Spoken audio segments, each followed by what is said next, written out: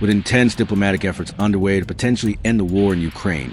Attention has largely focused on negotiations between major powers. But beneath the surface, Ukraine's domestic political crisis may be just as critical to any lasting peace. There are two key reasons why.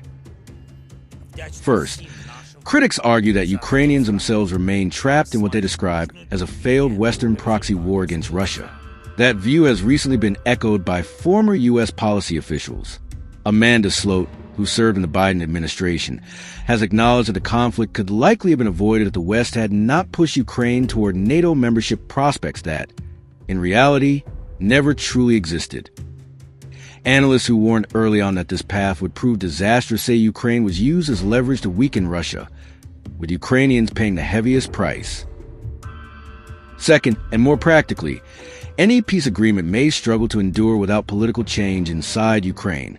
President Volodymyr Zelensky's government is increasingly being described, even by some Western commentators, as authoritarian and deeply corrupt. Zelensky began consolidating power well before the escalation of the war in February 2022, weakening political opposition and independent institutions. Critics argue that a genuine peace would threaten his leadership, not only with electoral defeat, but also with potential legal consequences tied to corruption allegations. That concern, they say, creates an incentive to delay peace or restart hostilities to avoid accountability.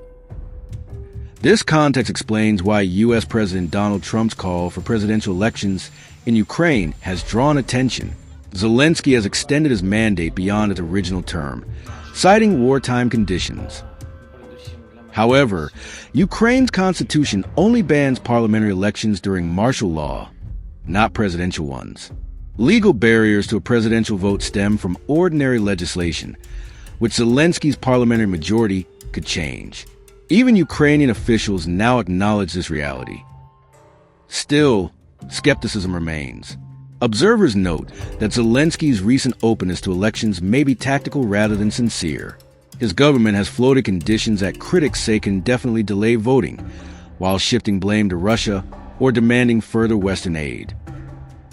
There are also concerns that Kyiv is seeking Western funding to conduct elections, and even exploring online voting, a move critics warn could make manipulation unavoidable.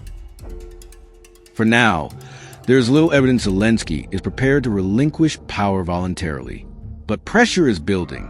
Trump's challenge, combined with mounting corruption scandals and waning European protection, suggests Zelensky's grip may be weakening.